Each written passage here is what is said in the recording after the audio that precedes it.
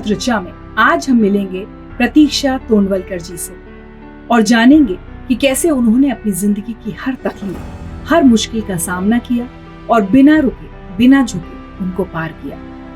जानेंगे कि जब आसपास कोई सहारा नहीं था तो कैसे उन्होंने आगे बढ़ते रहने की हिम्मत दिखाई।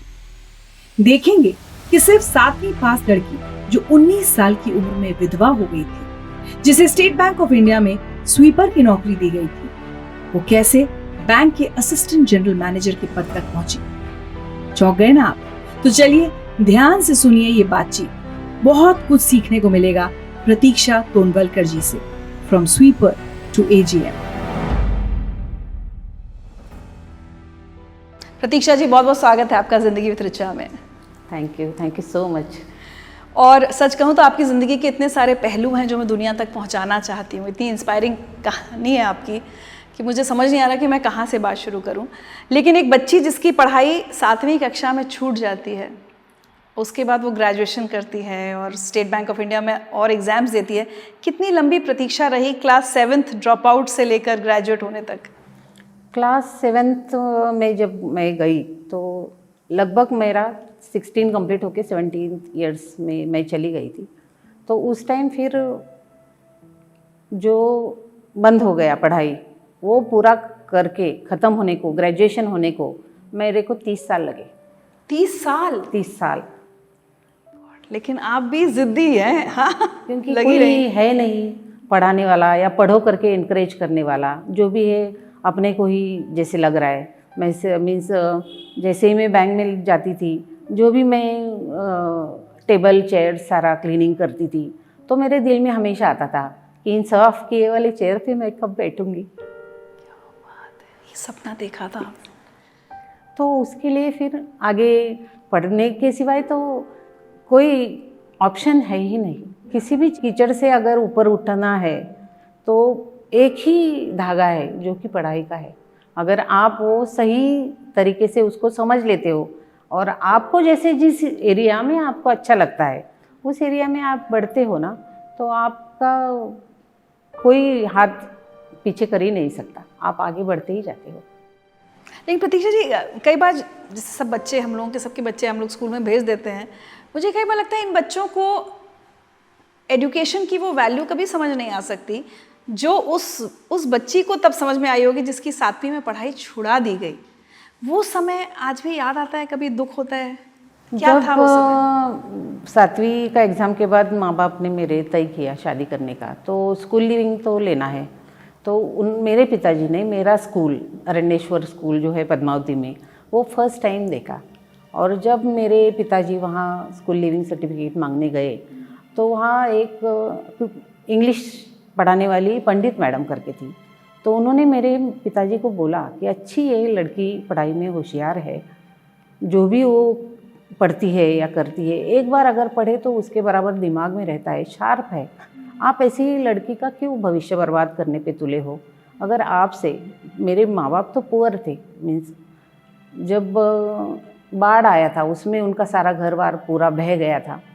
फिर तो इससे ऊपर आना और सारा पढ़ाई और वो देना, और समाज की रचना भी उस टाइम ऐसी थी कि जैसे ही लड़की सयानी होती है उसकी शादी करा दो। तो उन्होंने जब कहा कि आप मुझे ये लड़की दे दो, मैं इसका लालन पालन करूँगी, इसको अच्छा पढ़ाऊँगी, अच्छा बड़ा बनाऊँगी। तो आपको उस समय क्या लग रहा था? मैं तो इतनी छोटी थी कि शादी क्या होती है वो भी समझ में नहीं आता है। जब मैं एक दिन दिवाली के टाइम रंगोली निकाल रही थी दरवाजे में, तो मेरी पहले वाली जो सदाशिव कड़ू, मेरे पहले हस्बैंड का नाम, तो उनकी मदर, उनकी बहन और सदाशिव, ये तीनों आए थे। और जब वो आए, चाय वाय पिए, पोहे वगैरह जो भी खाए और चले गए, उसके बाद फिर पता चला मेरे घर में मुझे मालूम पड़ा कि तुझे तो लड़के देखने आए थे। नहीं, लेकिन जब आपको ये पता चला होगा कि आपकी को स्कूल से निकाला जा रहा है, पढ़ाई बंद हो जाएगी, अब शादी करनी है, तो आपने विरोध नहीं किया? आपने कहा कि उस टाइम वॉइस ही नहीं रहता था ना, लड़कियों को कोई पूछता ही नहीं था कि आपकी क्या राय है। हम जितना आज पैम्पर करके हम बच्चों को जो चाहिए वो दे सकते हैं, वैसे उनका ही ठिकाना नहीं था ना, 2 टाइम क्या खाए, उनके ही प्रॉब्लम थे, तो वो कहाँ से ये रिस्क ले। तो आपने कुछ नहीं कहा?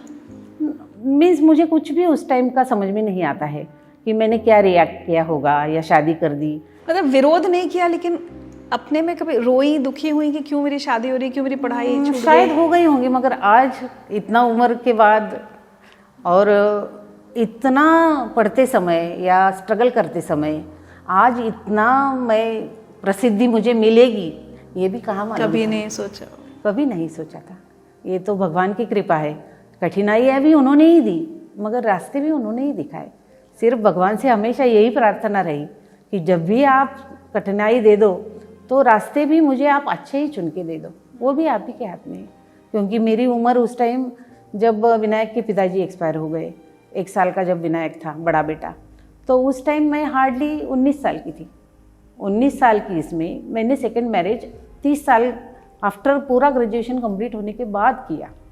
तो उस बीच तो मुझे मेरे बच्चे को ही मुझे देखना है। और ससुराल वाले तो बोलते थे कि जिस लड़के के लिए हमने तेरी सी शादी करवा के हम लाए वो तो रहा नहीं, तो हम तेरे को क्यों पाले। तो वो तो वहाँ रखने के लिए रेडी नहीं थे। माँ बाप ऐसे विचार के थे कि वो बोलते थे एक बार लड़की की शादी हो गई कि वो हमारे लिए मर गई, फिर मैं कहाँ जाऊँगी। तो शादी करके आप पुणे से मुंबई चली गई जी।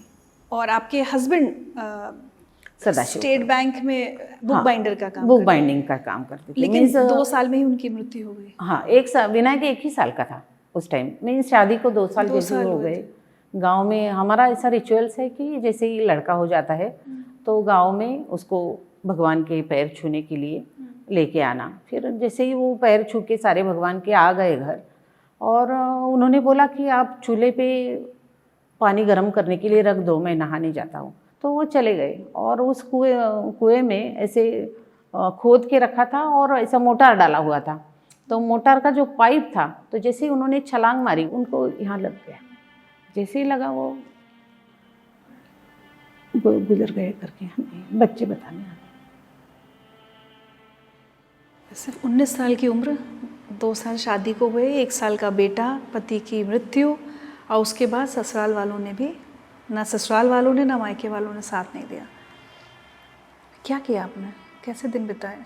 जैसे वो बुक बाइंडिंग का काम करते थे, तो एक दिन 2-3 महीने बाद वहाँ से मुझे मैसेज आया कि आप बैंक में आ जाओ। साकिना का ब्रांच में वो बुक बाइंडिंग का काम करते थे।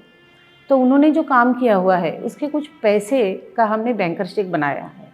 बैंक में तो ऐसे पैसे दे देते नहीं, तो आप बैंकर चेक के पीछे आप साइन कर दो रेवेन्यू स्टैंप लगा के और आप पैसे ले जाओ। तो मैं चली गई लड़के को लेके गोदी में, और फिर मैंने उनको रिक्वेस्ट किया कि अभी तो आप ये पैसा दे रहे हो, इतना हार्डली 100-150 रुपया रहेगा, तो इसमें मैं कितना दिन गुजारा कर पाऊँगी। और अभी तो मेरे अपनी की तो जिम्मेदारी है ही, मगर मुझे उसको भी तो बड़ा करना है। तो मुझे कुछ भी चलेगा, जो आपको लगता है कि 7वीं पास थी तो अच्छा वाला तो जॉब मिल ही नहीं सकता था। तो उन्होंने फिर 4 महीने बाद मुझे बुलाया और फिर मुझे 2 घंटा पार्ट टाइम स्वीपर का जो लेटर था वो मुझे दे दिया। स्वीपर की जॉब। लेकिन ये जो 2-4 महीने तब आपने कैसे बिताए, जब कोई सपोर्ट नहीं कर रहा था, और बेटा कैसे पाल रही थी उसको? अभी ससुराल वालों ने तो घर से निकाल दिया था ना आपको? ससुराल वाले ने घर से निकाला था, मगर मैं कहीं जा ही नहीं पाती थी ना। तो हम चौल में रहते थे, तो हम वहीं पे रहते थे। मैं ब्लाउज सिलती थी, किसी का फॉल बीडिंग वगैरह करना है वो करती थी। तो चौल में मैं और मेरा बेटा, जो भी वो सामान था हमारा सारा उधर रखा था, और फिर मैं उधर ही रहती थी। फिर चौल वाले हम लोग सार्वजनिक ऐसा संडास था, तो हमारा सेकंड लास्ट घर था। हर कोई, जितनी भी चाल वाले थे, 20 चालें थी, हम 19 नंबर वाले में रहते थे। तो हर कोई वॉशरूम यूज़ करने तो वहाँ आएगा ही, क्योंकि पूरे चौल के लिए सार्वजनिक वही था। तो जब भी वो आते, तो जब आते तब वो मेरे सास को हर कोई बोलता था कि जान जवान लड़की है, इतने से लड़के के साथ ऐसे ही बाहर रह रही है, ये ठीक नहीं है। और उतने में थोड़े दिन बाद हमारे बाजू में एक वाकचौरे करके रहते थे, तो उनका इकलौता लड़का था, वो गुजर गया। फिर वो जब जनाजा निकल रहा था तो लोग उनको, मेरी सास को बोल रहे थे कि हमारा तो नामो निशान लेने वाला भी कोई नहीं रहा, तेरा तो कोई तो है। तो वो थोड़ा सा उसको लगा और फिर उसने अपना अपना करके तुम एक कोने में घर में रह लो। तो फिर आपको स्वीपर का काम मिला सुबह के 2.5 घंटा वो काम कर, कितनी पगार थी आप?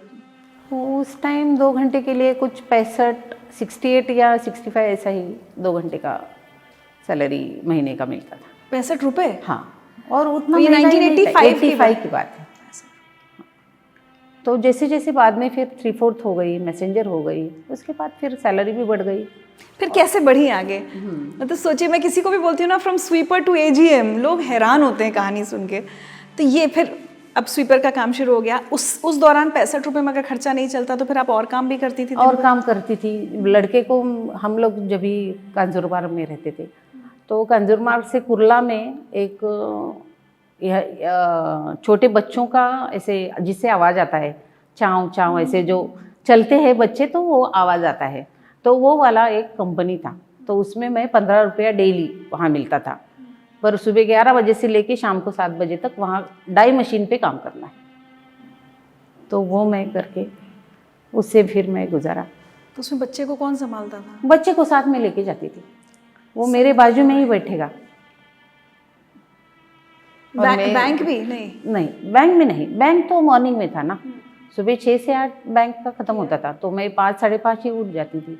और जब भी कभी ऐसे विनायक कभी मांगता है कि मम्मा पार्ले जी का बिस्किट लाओ ना थोड़ा, तो मैं लिटरली 1-1 2-2 स्टॉप उतर जाती थी पहले ही, और जो पैसे 5 पैसे 10 पैसे बचते थे वो 4-5 दिन में इकट्ठा करके और फिर मैं मेरे बेटे के लिए एक पार्ले जी का पूड़ा लेके जा पाती थी। जब उसका एडमिशन का टाइम आया तो हमारे बाजू में कौसाबाई करके एक औरत रहती थी, तो स्कूल में एडमिशन के लिए कम से कम 1,500 रुपया तो चाहिए, पैसे तो नहीं है, क्या करे। ऐसे ही बारिश का मौसम था, वो चोर बाजार में जूते बेचती थी, मीन्स चोरी के जो आते हैं वो वापस उसको ठीक ठाक करा के वो बेचने का।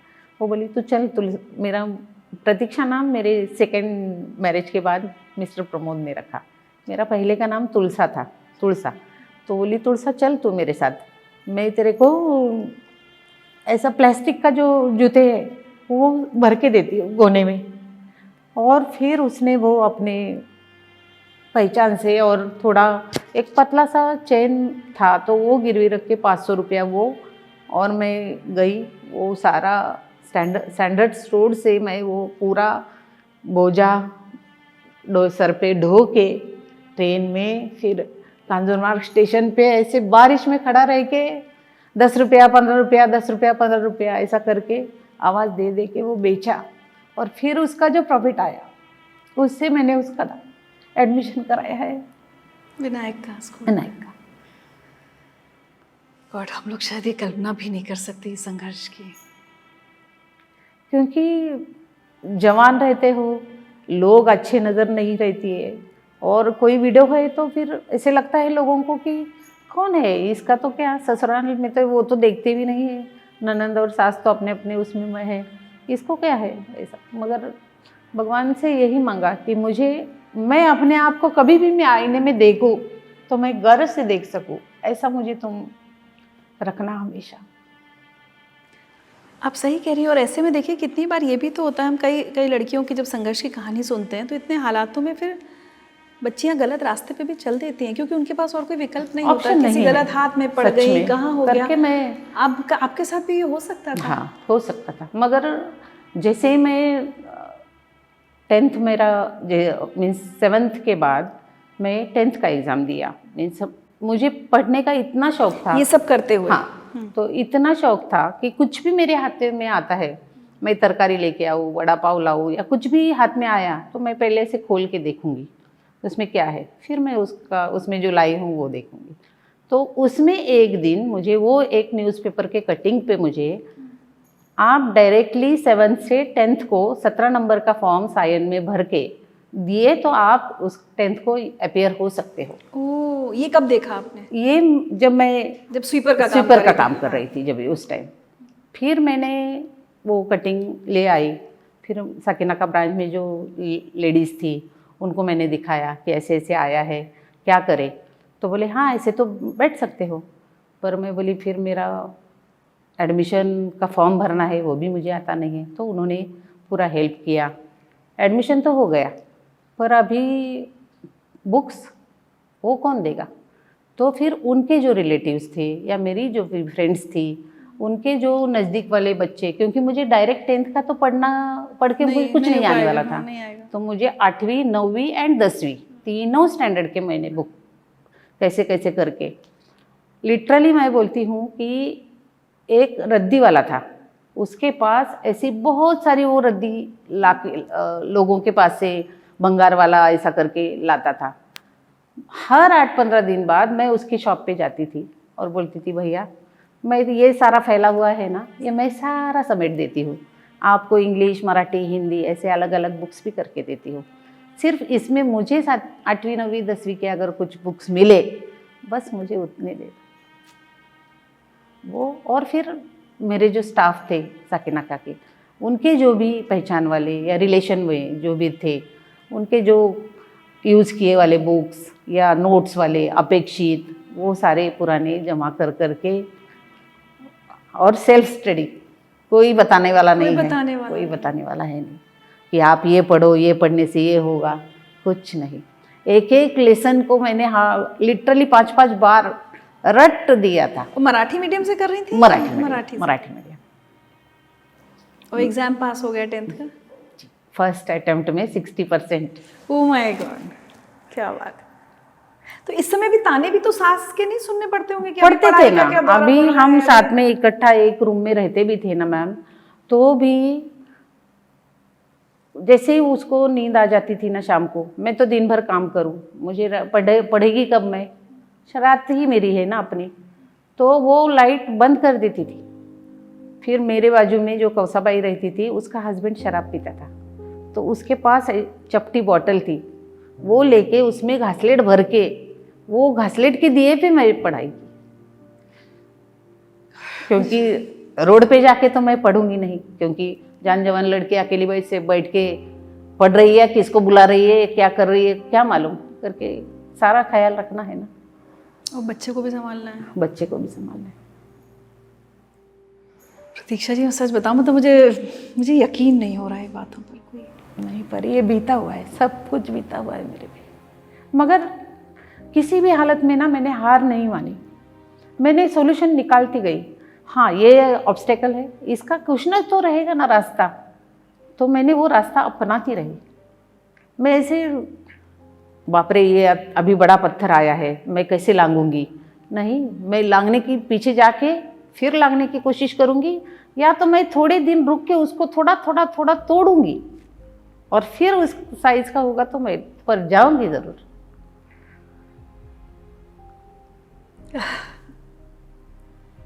कोई सपोर्ट, कोई सहेली होती, किसी का कोई तो होता है ना, एक भाई होता है, एक सहेली होती है, कोई दोस्त होता है, कोई ऐसा पॉसिबल मीन्स ऐसा ज़रूरी नहीं है कि होता तो और भी अच्छा मैं कर पाती थी, मगर अगर नहीं है तो रुक के कैसे करेगी, आगे तो जाना ही है। क्योंकि अगर ऑफिसर बैंक में बनना है, 1 जनवरी 1990 को मैं मैसेंजर बन गई, फिर मेरा ट्रांसफर प्यून जैसा। वो कैसे बनी है? वो इंटरनली आपका 8 साल बाद अच्छा रिकॉर्ड देखते हैं, हाँ। और फिर आपको वो प्रमोट करते हैं करके पार्ट टाइम से फुल टाइम। हाँ 3/4 1/2 ये करते समय इंटरनली कुछ अलग से एग्जाम्स नहीं है। Even full time means messenger जब बनते हो ना उस टाइम भी एग्ज़ाम नहीं है, आपका सारा वो देख लेते हैं रिकॉर्ड और फिर वो अगला रिकमेंड करके हो जाता है। पर मैसेंजर से क्लरिकल बनना है तो आपको ग्रेजुएट होना ज़रूरी है। पर उस टाइम 12वीं होते हो आप, 12th होते हो तो भी आप क्लरिकल के एग्ज़ाम को अपीयर हो सकते थे। तो लेकिन अभी तो आपने 10th किया है, फिर 10th के बाद 12th? 10th के बाद मैं मैसेंजर बन गई फुल टाइम, तो मुझे ज़रूरी नहीं, मीन्स टाइम नहीं मिल रहा था पढ़ूँ या कैसे। तो पूरा दिन व्यस्त रहने के बाद मैंने शाम को फिर नाइट कॉलेज ज्वाइन किया विक्रोली में, कन्नमर नगर। तो कांजूर मार्ग से विक्रोली डेली चल के जाना, चल के आना। कितना दूर है? 4-5 किलोमीटर रहेगा, और पूरा रास्ता शॉर्टकट स्मशान से, पूरा स्मशान भूमि रहता था। पर उसका डर न लगे करके मैं, इंग्लिश तो मैंडेटरी था, इंग्लिश कहाँ से आएगा, तो मैं डेली मेरे हाथ पे जितने भी 8-10 स्पेलिंग्स लिख के लेती थी, और पूरे वो जाते समय, वहाँ से वॉक करते समय रट लेने के, और फिर घर आके एक पेपर पे वो उतारने के और चेक करने के, हाँ अभी ये ठीक है, हो गया। और नाइट क्लासेस कितनी देर की होती थी? नाइट कॉलेज मेरा 6-6:30 से लेके 10 बजे तक, 10:30 हो जाता था मुझे आते आते घर से। तब तक मेरा विनायक वो दरवाजे की दहलीज पे बैठा मेरी राह देखता था। कभी शिकायत फिर नहीं उसके करता बाद था? मैं आऊँगी, फिर स्टोव जलाऊँगी, उसके ऊपर ज्वारी की एक रोटी बनाऊँगी, उसमें पिठला बेसन का घोल जैसा वो बनाते हैं वो बनाऊँगी, फिर हम वो आधा वो रोटी खाएंगे।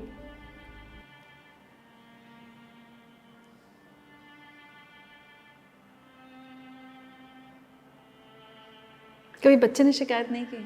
नहीं, शिकायत नहीं की, कभी भी नहीं, क्योंकि वो सारा स्ट्रगल एकदम साथ में रह के देख ही रहा था ना। सारी दुनिया का गुस्सा उसी के पे ऊपर तो निकलता था। कौन है हक का, कौन था करके वो मेरे आंखों के इशारे से वो समझ जाता था कि अभी मम्मी का क्या है, मूड कैसा है। आंखें अगर बड़ी है तो फिर कुछ नहीं, हिलना नहीं है। और उसका भी पढ़ाई लेते समय मैं उसको शीर्षासन कराती थी, क्योंकि उसके स्कूल में संस्कृत था। अभी भी उसको याद है, सिर नीचे और वैसा करके तो पढ़े भी पढ़ेगा याद और याद भी वैसे ही करेगा करके, वो भी पढ़ाई में अच्छा है। बाद में वो इंजीनियर हो गया, अभी अच्छे से कंपनी में जॉब पे है। अच्छा, आप नाइट क्लासेस जब कर रही थी तब आपने कुछ ये जूडो कराटे भी कुछ सीखा? वो उस कब हुआ? टाइम उम्र कम, लोगों की नज़रें गंदी, तो आप में अगर हिम्मत आनी है, कोई अगर आपको गलत नज़र से देख रहा है तो उसका कॉलर पकड़ना और उसको 2 तमाचा मारना, उसके लिए भी जिसका कोई नहीं होता है उसमें हिम्मत चाहिए ना। तो वो कहाँ से लाऊंगी? फिर मेरे नाइट कॉलेज में जूडो कराटे के क्लासेस चलते थे, तो फिर मैं और आधा घंटा जल्दी जाने लगी, और 1 साल मैंने वो सीखा। क्योंकि मुझे करेज की ज़रूरत थी, ताकि कोई आता है सामने से, क्योंकि बस में ट्रैवल करो, बहुत गंदे गंदे हाथ लगाते हैं। मीन्स अभी भी हम इतने ये हो गए हैं, तो भी जो स्कूल की बच्चियाँ रहती है ना, उसमें इतना करेज रहता नहीं है कि हम ये आदमी को 2 तमाचा मारे। आप 2 मारते हो तो लोग, पब्लिक आती है पीटने के लिए, मगर आप में वो एक उठ के देने को हिम्मत चाहिए। बिल्कुल सही कह और रही हैं। जिसका कोई नहीं होता वो कहाँ से हिम्मत लाए? उसको ऐसी हिम्मत के लिए कुछ ना कुछ रास्ता निकालना ही पड़ेगा ना। तो मैंने वो रास्ता अपनाया और अपनी खुद की हेल्प की, ताकि आगे ज़िंदगी में जब भी ज़रूरत पड़े। अभी मैं किसी से डरती नहीं, कभी भी नहीं। जो भी होगा, जो है वो है, ऐसा है। अगर आपको जमता है देखो, नहीं जमता है आप आपके रास्ते में, मेरा रास्ता अलग। क्योंकि टाइम पड़ा तो 2 निवाले, अगर आपका पेट खाली है ना, तो उस टाइम कोई भी 2 निवाले देने नहीं आता। सही कह रहे हैं। बातें सुनाने सब आते हैं, राय देने सब आते हैं, पर मैं देखती ही नहीं थी, क्योंकि मेरा ध्यान बुक में रह करता था। इवन जब मैं IIT पवई ब्रांच में थी, IIT पवई में तो बहुत सारे DDs और वो बनते हैं, तो बहुत रश रहता है बच्चों का DD बनाने के लिए, एडमिशन के लिए। तो काउंटर ऐसा और एक अपने रूम के इतना, यहाँ काउंटर है जहाँ लोग आएंगे, DD का फॉर्म देंगे, फिर वो बनाएगी, और सर्विस मैनेजर जो था वो पीछे बैठा करता था। तो जैसे ही वो DD बना देती थी, ऐसे धड़ाम से रजिस्टर का आवाज़ आता था कि इसका लिख के हो गया, ये पटक दिया है रजिस्टर। और जैसे ही पीछे जाएगा, मैं वो लेके जाएगी और उनका ख़त्म होता है सर्विस मैनेजर का साइन होके, क्योंकि पूरा साइन चाहिए ना, सभी एक टाइम 20-25 डीडी पे साइन करना है, चेक करके गलत भी ना जाए ना। तो वो होने के बाद मैंने सर को बोला था कि आप एक बेल बजा दीजिए, एक ऐसी राउंड वाली बेल रहती है ना, बस जैसे ही रख दिए कि एक ऐसा ये करो, मुझे समझ में आ जाएगा। और ये बीच में मुझे स्टूल पे बैठ के, मैं वहाँ कोने में बैठ के मैं पढ़ूँ, उसकी मैंने ब्रांच मैनेजर से परमिशन ली थी। तो मुझे दुनिया से कोई मतलब नहीं रहा करता था। तो जब भी मुझे ये ऐसा बीच में टाइम मिला, मैं अदरवाइज मेरे 24 घंटे तो मेरे उतने ही है ना जो सबके हैं, मैं और अलग से कहाँ से लाऊंगी टाइम। क्या बात है। मैं सच बताऊं आपको प्रतीक्षा जी, मैं ये सोच रही थी कि मैं बहुत दुनिया में दूसरी लड़कियों को इंस्पायर करने के लिए इंटरव्यू कर रही हूँ, बट मैं इतना ज़्यादा इंस्पायर हो रही हूँ इस उम्र में भी आपकी। मतलब ऐसा लगता है कि कितनी बेवकूफ़ी करते हैं हम जब हमारा फोकस इधर उधर चला जाता है, अपने काम पर ध्यान नहीं देते और दूसरों की बातों पर ध्यान देते हैं। आज मैं आपसे बहुत ये इंपॉर्टेंट लेसन सीख कर जा रही हूँ। लेकिन अब ये बताइए कि अब ये प्यून का काम हो गया, अब उसके बाद फिर क्लर्क कैसे बनी? क्लर्क बन गई। तो 12 नाइट कॉलेज में मैंने HSC का एग्ज़ाम पास कर दिया और फिर क्लरिकल का एग्ज़ाम दे के 1995 में। अच्छा, क्लरिकल एग्जाम आपका इंटरनल होता होगा? हाँ, लेकिन उसके लिए ग्रेजुएशन हो गई आपकी? हाँ, नहीं 12th के बाद मैंने दे दिया था। उस टाइम 12th था, अभी ग्रेजुएशन कंपलसरी है। तो उस टाइम फिर 1995 में ग्रेजुएशन भी हो गया मेरा। उसके बाद मैंने क्योंकि बाद में फिर नाइट कॉलेज में जाने को भी टाइम नहीं मिल रहा था, तो फिर नाइट कॉलेज भी छोड़ दिया। SNDT वुमेन्स यूनिवर्सिटी है सांता क्रूज में, जिसमें मैंने फिर हिंदी मीडियम लिया और फिर मैंने साइकोलॉजी स्पेशलाइजेशन सब्जेक्ट लेके मैंने BA का ग्रेजुएशन। इस सब का खर्चा अपनी सेविंग पर उस टाइम हाँ, अपनी मीन्स एक बार आपको कितना आपके पैर आप फैला सकते हो, आपका बिछोना कितना है, एक बार उसकी आपको आइडिया आ जाती है ना, तो आपको मालूम है कि आपके पगार के 100 रुपये आने हैं, तो 100 में से खाने को इतना जाएगा, इतना जाएगा, और बाकी का जो है वो बचा के रखा। पुराने बुक्स सेकंड हैंड आधे पैसे में, 25% में, ऐसे अगर ढूंढने जाओगे ना तो रास्ते मिल ही जाते हैं। बस हमें शांति से सोचना है।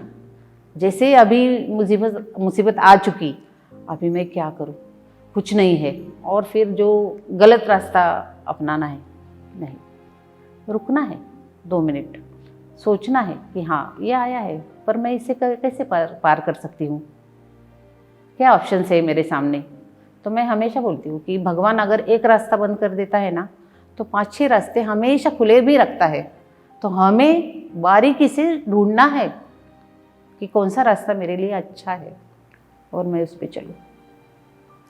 लेकिन प्रतीक्षा जी, क्या होता है ना, हम सब इंसान हैं, है ना, हर कोई अपनी हैसियत के हिसाब से ये तो सोचता ही है कभी कि अरे आज बच्चे के लिए नए कपड़े, या अपने लिए मैं नई साड़ी ले लेती, या आज चलो ये फिल्म देखा है, या ये मेला लगा है कराएं। ये सारी इच्छाएं तो सबकी होती है ना, क्या उन इच्छाओं को हमेशा मारती रही हैं आप? मेरे कपड़ों का तो मुझे वो नहीं था, क्योंकि जब आप स्वीपर या मैसेंजर रहते हो तो बैंक में 2 साड़ियाँ साल की आपको बैंक की तरफ से मिलती है। अच्छा। तो मेरा तो प्रॉब्लम सॉर्ट आउट हो जाता था। पर दिवाली या कुछ ऐसे रहेगा ना, तो हमारा स्टाफ जमा करके पैसा उसके कपड़े विनायक के लिए दे देता था। आप अपने कोई शौक खुद पूरे नहीं कर पाते? नहीं, कुछ शौक होते हैं, ये भी मीन्स अपने आप को मैंने पढ़ाई में इतना व्यस्त रखा कि हाँ ये शौक मैं पूरे करूँ, या ये शौक रहते भी है, सवाल ही नहीं है, क्योंकि वो ऑप्शन ही नहीं है मेरे पास। क्योंकि आज अगर मैं जो टाइम की डिमांड है कि आज मैं पढूं और आगे बढ़ूं, उस टाइम की डिमांड के हिसाब से मैं अगर सप्लाई नहीं करूं, तो फिर टाइम जाने के बाद तो हम हाथ पे हाथ धरे बैठेंगे ना, फिर हम कोसते रहेंगे, अरे उस टाइम मैंने ये किया होता तो। ऐसी नौबत नहीं आने के लिए जब भी आपके हाथ में टाइम है उसी का यूटिलाइज करके, क्योंकि आज आप इंटरव्यू ले रहे हो, जब मैं स्ट्रगल कर रही थी तो मुझे ऐसे लगा नहीं था कि हाँ एक दिन मैं AGM बनूंगी, बिल्कुल नहीं। क्योंकि मैं एकदम सिंपल सीधी सादी औरत, इवन आज भी मुझे बुक रीडिंग का शौक शौक है। पढ़ने का। एक बार खाना नहीं दिया तो चलेगा, दिमाग का खाना चाहिए। क्योंकि एक बुक आप पढ़ते हो ना मैम, तो आप उस समझो टाटा को या बिरला को पढ़ लेते हो ना, तो ज़रूरी नहीं है कि उसकी सारी जो भी मुसीबतें हैं वो आपके लाइफ में आए, मगर जब आती है तो उन्होंने कैसे उससे रास्ता निकाला। बिल्कुल। हाँ, वो आपके सामने ना ऑप्शंस तैयार हो जाते हैं। तो इसके लिए पढ़ाई किसी गॉसिप करती रहूँगी तो उसमें क्या मिलता था। क्या बात है। और बिल्कुल यही मकसद है कि आपकी कहानी हम चाहते हैं कि सब तक पहुँचे, ताकि अगर किसी के पास ऐसी दिक्कत आए तो वो इंस्पायर हो सके। चलिए, तो अब आपने क्लरिकल का एग्जाम क्लियर कर लिया और आप क्लर्क बन गए स्टेट बैंक में। फिर उसके आगे की यात्रा, क्योंकि उसी दौरान फिर आपको अपने दूसरे पति मिले, हाँ, जिन्होंने आपकी आगे की यात्रा में बहुत साथ दिया, वो थोड़ा बताइए। जब मैं IIT पवई में थी वहाँ पे एक साड़वी करके भाई था, तो मेरे हस्बैंड हमेशा उस भाई को मेरे बोलते थे कि अरे मुझे ना कड़ूबाई से ही शादी करनी है। कड़ूबाई? मेरा नाम कड़ू, विनायक कड़ू सरनेम है ना उसका। सर, हाँ। तो मैंने मेरे भाई को बोला कि देखिए, शादी करने में मुझे कोई एतराज़ नहीं है, क्योंकि आफ्टर ग्रेजुएशन मैं शादी करने ही वाली हूँ। तो या तो उनको बोलिए ग्रेजुएशन होने तक रुक जाए। फिर वो रुके। उसके बाद हमने शादी की, कोर्ट मैरिज ही किया।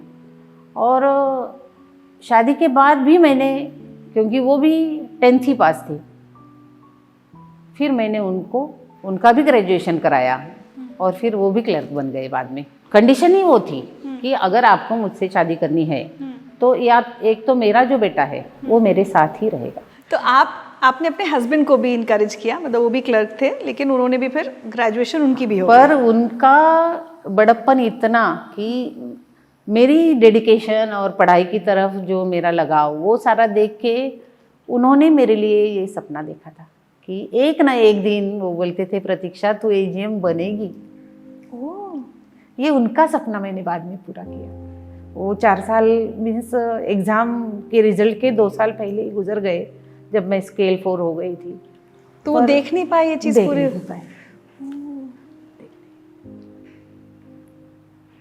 पर उनको पूरा भरोसा था। वो बोलते थे मेरी बाय एक ना एक दिन ये पक्का AGM बनेगी और बड़ी सी केबिन में वो वहाँ बैठेगी ज़रूर। क्योंकि मैं तो सब बोलती हूँ कि मैंने जो इतना स्ट्रगल किया या इतने सारे संकटों का सामना किया, भगवान ने उनका जन्म मुझ पे सिर्फ प्यार बरसाने के लिए ही किया। इतना प्यार बरसाया पूरे लाइफ में। हमारे 25 साल हम शादी के बाद एक थे, मगर क्योंकि ट्रांसफ़र होते हैं तो आप तो चले जाते हो। बच्चे, फिर विनायक, दीक्षा जो 2 नंबर की लड़की है, और आर्य, इन तीनों को फिर अर्ली इन द मॉर्निंग 5 बजे उठते थे वो। फिर उनको बच्चों को जो चाहिए वो पूछते थे, आप आज क्या चाहिए, छोले पूरी, ठीक है। वो सारा बना के तैयार करके सबको क्रेश वो सारा रख के फिर ऑफिस जाएंगे। मीन्स मेरे इतना आगे जाने के पीछे वो, अगर मेरा सपोर्ट सिस्टम मेरे हस्बैंड नहीं होते तो मैं नहीं आ पाती थी। क्या बात है। और मुझे लगता है कि अगर हमारे यहाँ हर कोई इस तरह से, हर हस्बैंड या इन लॉज या अपने पेरेंट्स इस तरह से सपोर्ट करने लगे बेटियों को, तो कितनी बेटियों का करियर खत्म होने से करना ही चाहिए। क्योंकि आप उनके अपने हो, अगर अपने ही अपनों का साथ नहीं देंगे, लोग ताना मार रहे हैं उनका सुन के आप उनको हैरेस करते रहोगे, आप उसके पीछे अगर डट के खड़े रहते हो ना, तो मेरी जैसी कितनी प्रतीक्षाएं बन सकती है। बिल्कुल सही बात। तो फिर आप जो क्लर्क से AGM तक का सफ़र था आपका, उसमें आपके इंटरनल एग्ज़ाम करके ही आप इंटरनल एग्ज़ाम होते हैं सारे स्टेज में, मगर ट्रेनिंग ऑफिसर जो बनते हैं, मीन्स प्रोबेशनरी ऑफिसर का जैसे डायरेक्ट रिक्रूटमेंट होता है ना, तो ट्रेनिंग ऑफिसर का भी स्टेट बैंक में पास होना अपने आप में एक स्टैंडर्ड है। क्योंकि जैसे PO का एग्ज़ाम टफ़ रहता है, वैसे ही ट्रेनिंग ऑफिसर का एग्ज़ाम बहुत टफ़ रहता है। ऑल ओवर इंडिया उसका रिज़ल्ट लगता है। तो मेरे नसीब से या भगवान की कृपा से नैना पांसे मैम मरोल ब्रांच में, जहाँ मैं क्लर्क होके ट्रांसफ़र होके आई थी, वहाँ मैम का ट्रांसफ़र हो गया। जब मैम आई वहाँ, तो उस टाइम मैं मैटरनिटी लीव पे थी। आर्य के टाइम 6 महीना उसका मैटरनिटी लीव मिलता था, नया नया ही शुरू हुआ था गवर्नमेंट की तरफ से। और 2 महीना मैंने मेरा अपना पीएल लिया। और फिर उस 8 महीने में ट्रेनी ऑफिसर को जो भी पढ़ाई लगती थी, मैंने जो बेसिक जो जितना भी समझता था उसका मैंने पढ़ाई किया। उस टाइम भी मेरी एक दीपा कुलकर्णी करके मरोल ब्रांच में ही मेरी एक और कलीग थी। हमारे यहाँ ऐसी फैसिलिटी है कि जो भी एसोसिएशन यूनियन चलाते हैं तो ये एक क्लासेस भी लेते हैं अपने स्टाफ को एनकरेज करने के लिए। तो एसोसिएशन की क्लासेस वो दीपा कुलकर्णी अटेंड करती थी। सारी जो भी उनकी नोट्स, जो भी क्वेश्चन पेपर सारा रहेगा, नेक्स्ट डे ब्रांच में आके सारा उसका कॉपी निकालना, एक कवर में डालना। मेरे हस्बैंड आईआईटी से मरोल आएंगे, फिर उनके हाथ में वो कवर देना डेली, और वो कवर घर आने के बाद फिर मैं वो पढ़ के मैंने अपने आप को तैयार किया। फिर मैं ज्वाइन हो गई, मैटरनिटी ख़त्म हो गई, मेरी पीएल 2 महीना ख़त्म हो गई। फिर मेरे नसीब से पानसे मैम को मैंने देखा। फिर 1-2 बार देखा कि मैम तो एकदम ऐसे फाड़ बोलती है, सब काम एकदम सिस्टमेटिक रहता है और पढ़ाई की स्ट्रीम से ही आई हुई है। तो मैं बोली मैं पूछ लेती हूँ एक दिन। तो मैं डर के गई, बोली मैम ऐसा मुझे ना इस साल जो ट्रेनिंग ऑफिसर का एग्ज़ाम है ना उसमें मुझे अपीयर होना है। उसके लिए जो एलिजिबिलिटी के हिसाब से मैंने वो एग्ज़ाम्स हो चुके हैं, तो अभी सिर्फ मुझे रिटर्न में जो भी लगता है आप प्लीज़ मेरी तैयारी करोगे क्या। बोलती थी बेटू ठीक है कैसे करोगे। तो मैं बोली मैम दीपा ने जो स्टडी मटेरियल दिया था ना उस हिसाब से मैंने बेसिक की है तैयारी, मगर मैं नहीं जानती। मैम एजीएम थी उस टाइम, तो 9 बजे से 5 बजे तक मैं मेरा पूरा काम करूँगी, आप जो बोलोगे बैंक का।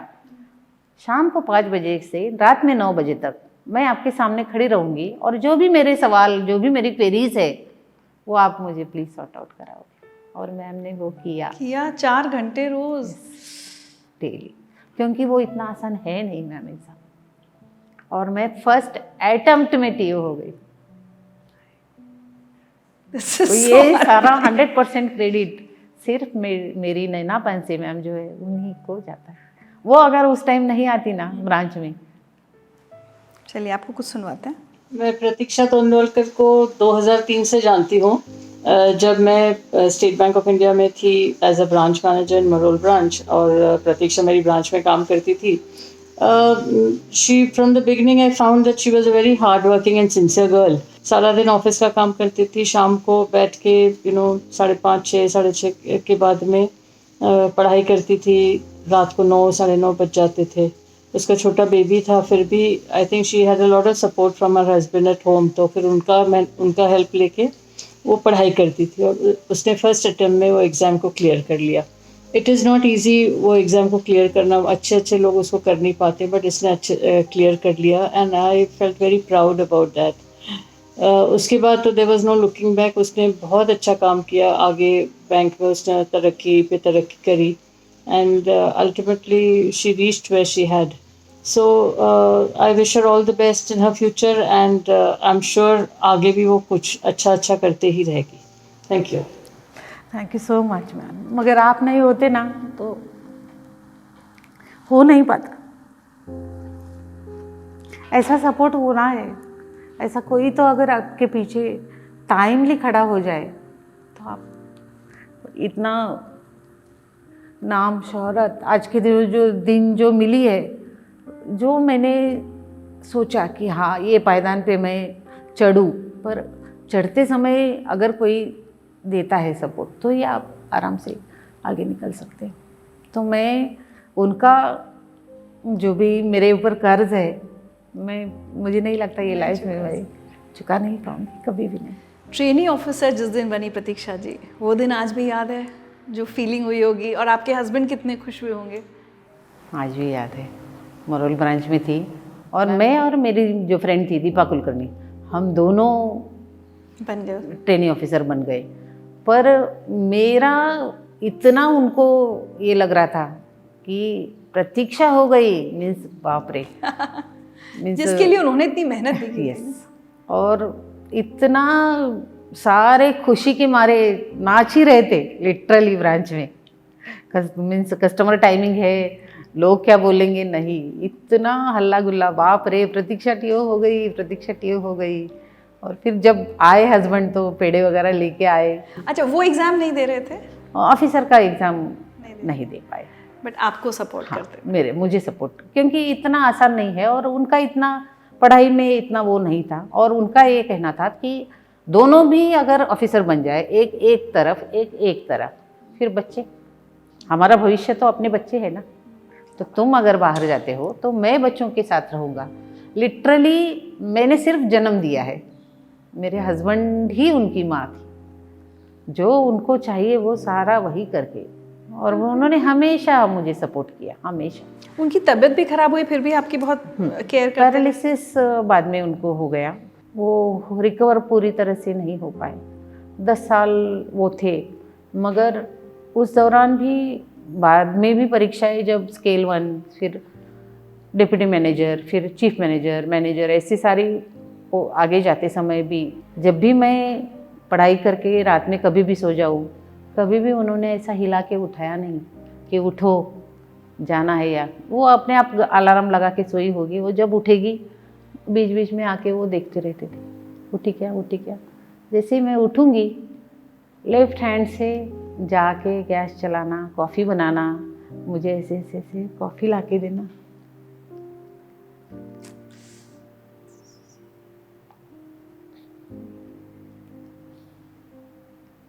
उनके जैसा कोई नहीं है दुनिया में।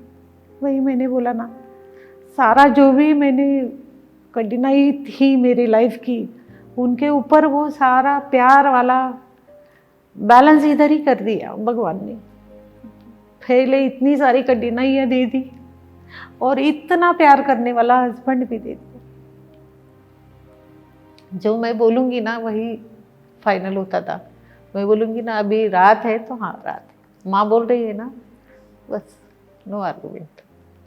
और वो संस्कार बच्चों ने भी लिए होंगे। हाँ, बच्चे आपका सम्मान, उतना प्रेम आपसे करते थे। मीन्स विनायक पहले हस्बैंड का था, मगर कभी पाला भी तो इन्होंने। हाँ, कभी भी ऐसे महसूस भी नहीं होने दिया। हम सारे साथ में जब इकट्ठा बैठते हैं ना, तो कोई बोलेगा भी नहीं कि हाँ ये इस रहता है ना कि ये मेरा नहीं है तो इसको। उल्टा विनायक ने जब भी नौकरी रहती थी, पैरालिसिस है तो एक होप रहता है इंसान में कि किसी की तो दवा से दुआ से वो अच्छे हो जाए।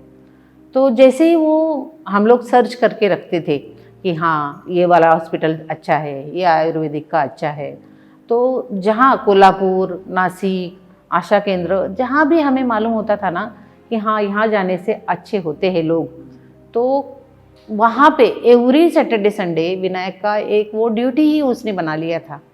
एवरी सैटरडे संडे वो अपने पिताजी को मुझे लेके इलाज के लिए हम घूमते रहते थे कि ताकि किसी के तो हाथ को वो आए और वो अच्छे हो जाए करके। उन्होंने कभी भी वो देखा नहीं। बाद में विनायक की तो अच्छी सी नौकरी लगने के बाद, और इसमें इतना, विनायक का जन्म 1983 का है, दीक्षा 1995 की, तो मीन्स फर्क है बहुत कितना।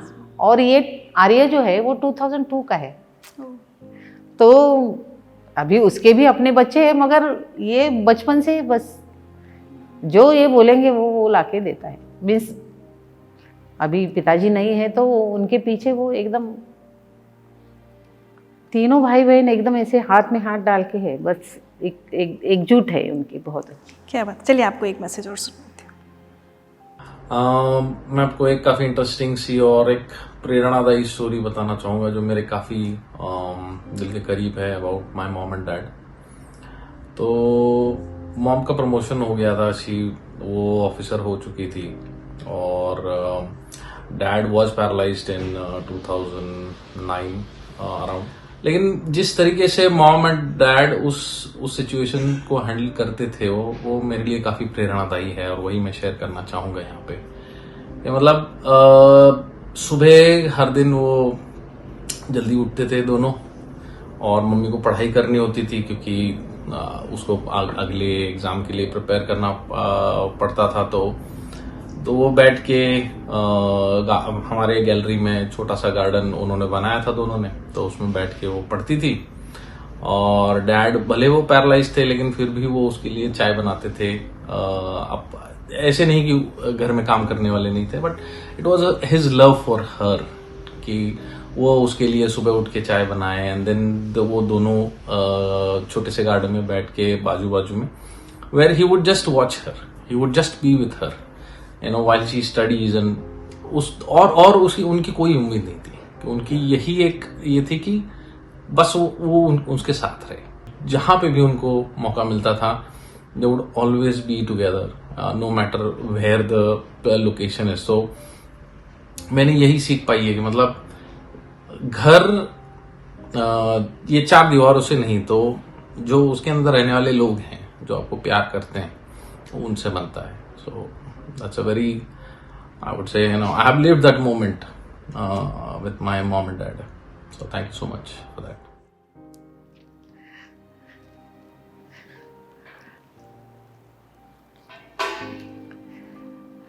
क्योंकि जब आप बड़े हो जाते हो, ऊंचाई पे पहुंचते हो, अगर वो सेलिब्रेट करने के लिए भी अगर आपके फैमिली मेंबर्स, आपके दोस्त, आपके रिश्तेदार साथ नहीं है तो क्या फ़ायदा, क्या फ़ायदा। जहाँ से कहानी शुरू हुई थी, आपने अपने माता पिता को कैसे माफ़ किया? अभी उस टाइम जब उन्होंने मेरी शादी कराई या जो भी उन्होंने कहा, तो उस टाइम समाज में जो लोग उनके आजू बाजू में रहते थे, तो वो जो गॉसिप और वो पढ़ाई लिखाई नहीं है ना उनकी, वो उसी को मानते थे। हाँ, तो पढ़ाई लिखाई नहीं है तो आप ग्रो नहीं हो पाते मेंटली, तो जो लोग बोलते हैं उस पर आप ज़्यादा बिलीव करते हो। लेकिन जब हस्बैंड की डेथ हुई तब भी नहीं सपोर्ट कर पाए? हाँ, नहीं कर पाए। उसकी शिकायत नहीं है आपको? नहीं है, क्योंकि अभी भी है, मेरे पापा आते हैं, माँ बाप है, उन्होंने अगर मुझे जन्म दिया ना नहीं होता तो मैं ये कहाँ कर पाती। तो उनका मीन्स गुरु के रूप में जो भी जैसे भी दिया हो, ठीक है, सारा हमने सारे फैसले लेने हैं ऐसा कहीं नहीं होता, करके छोड़ देने का है। क्या तो आपके हस्बैंड ने आपको एजीएम बनते नहीं देखा, कहाँ तक देखा उन्होंने? उन्होंने चीफ मैनेजर, बहुत उनको मैं बहुत मिस कर, आज ये देखने के लिए दिन, खैर मगर बच्चे बोलते हैं वो जहाँ भी रहेंगे वो तेरे इर्द गिर्द ही रहेंगे और तुझे देख के वो हमेशा खुशी होते रहेंगे, क्योंकि उनकी जान बसती थी मुझ में।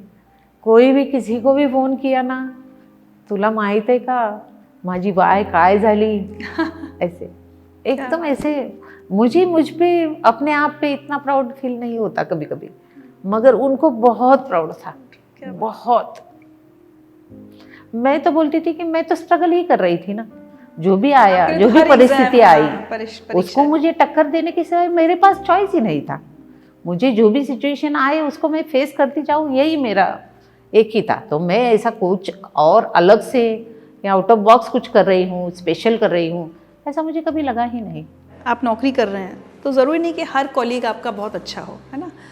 कई बार अरे प्यून है, अरे मैडम को बड़ी पड़ी है ऑफिसर बनने की, अरे इन्हें बहुत करना है, इस तरह के ताने देने वाले भी बहुत होते हैं। तो जब कोई ऐसे ताने आप सुनती थी तब आप कैसे उनसे डील करती थी? देखिए, इंसान तो सारे तरह के दुनिया में भरे हुए हैं, मगर अगर आपको क्या करना है उसके आप ऊपर आप अगर स्टिक हो जाते हो ना, तो निगेटिव जो थॉट्स है उनको आप बॉदर ही नहीं करना है।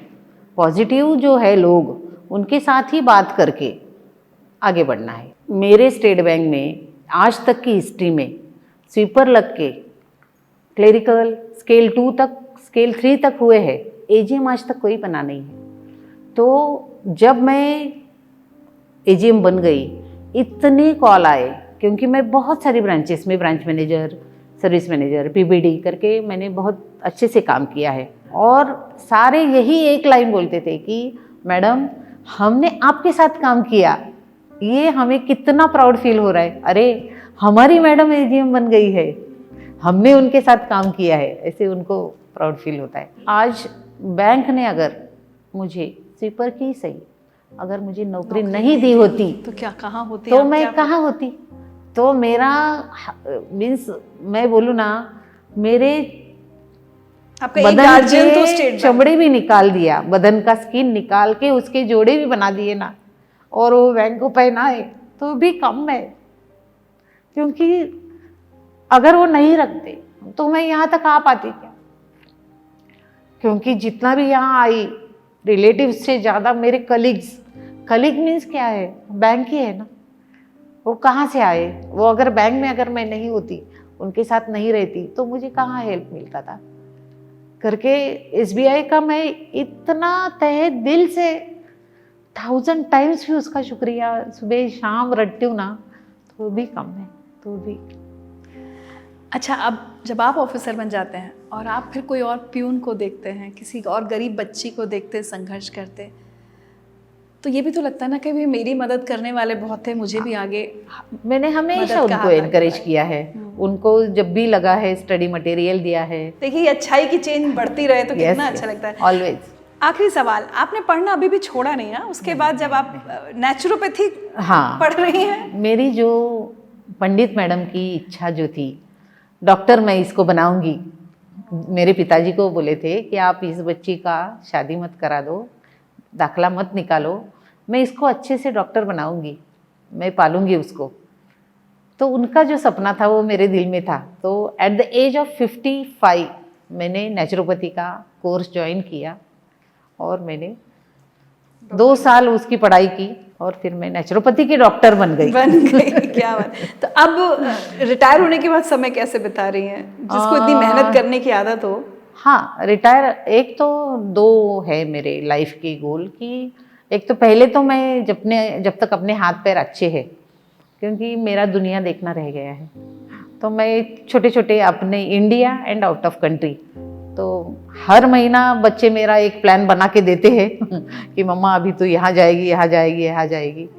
पूरे अगले 3-4 महीने के प्लान बना के रखे हुए हैं। अरे वाह। तो जैसे ही ये करते करते, ट्रैवल करते करते, जिस एजुकेशन की वजह से मैं आज यहाँ तक पहुँच पाई, स्वीपर से आज AGM बन पाई, और मेरा लाइफ स्टैंडर्ड ऑफ लिविंग में मैं और मेरी फैमिली का अच्छा बड़ा ऊपर अच्छा ले आ पाई। कहाँ आपको एक चौल के एक घर के दरवाजे के बाहर रहती थी और कहाँ अब आप बढ़िया सोसाइटीज में रह रही हैं। तो वो जब आप सोचते हो तो मैं क्यों आई, कैसे आई, तो सिर्फ एजुकेशन। तो उस एजुकेशन को जो कि आज भी अपने पूरे कंट्री में ऐसे बिछड़े हुए लोग हैं जो आज भी एजुकेशन का महत्व नहीं समझते हैं, और या तो अपनी हैसियत की वजह से वो कंप्लीट नहीं कर पाते। तो मैं अपने ये ट्रैवल के साथ में और ट्रैवल के बाद भी मैं वैसे ढूंढूंगी, और एक्चुअल जो पर्सन नीडी है उसको मैं हेल्प करूंगी। बहुत अच्छा लगा प्रतीक्षा जी, आपसे मिलकर बहुत कुछ सीखने को मिला। चलते चलते मैं चाहूँगी कि जो बहुत सारे लोग आपको देख रहे हैं, आपका इंटरव्यू देख रहे हैं, उनसे आप क्या कहना चाहते हैं? उनसे मैं यही कहना चाहूँगी कि जब भी संकट आए आप कभी भी डरिए मत, उसका सामना करिए, और पढ़ाई को कभी ना छोड़े, क्योंकि एक ही वो चाबी है, हज़ारों तालों की एक ही चाबी, आपकी एजुकेशन। किसी भी एज में स्टार्ट करिए ना, और कितनी भी मेहनत करना पड़े, दिन भर मेहनत करो, रात में पढ़ो, एक काम करते करते पढ़ो, मगर वो छोड़ो मत। और जब भी आप पढ़ते हो या अपनी अच्छी पोस्ट बनाते हो, तो अपनी फैमिली एंड फ्रेंड्स उनको भी कभी मत भूलो, उनको भी साथ में लेके, उनमें प्यार बांट के, उनको भी अपना जो भी है शेयर करके, क्योंकि वो भी लाइफ में ज़रूरी होता है। क्योंकि फैमिली सपोर्ट के बिना तो कोई भी आगे बढ़ नहीं पाएगा। तो फैमिली सपोर्ट अगर हमें चाहिए, एक हाथ से तो ताली तो बजती नहीं है, दोनों हाथ लगते हैं। तो आप भी सपोर्ट देना है और सामने वाला का भी सपोर्ट हम हक से डिमांड कर सकते हैं। यही मेरी सबके लिए राय है।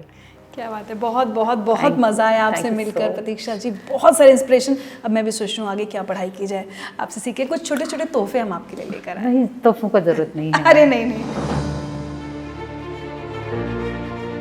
कठिनाई की अपनी जिद है, हिम्मत की है अपनी जिद। एक समय में सब कुछ खोया, लेकिन हिम्मत ना खोई। आंसू से भीगी मिट्टी में आशा की फसलें बोई।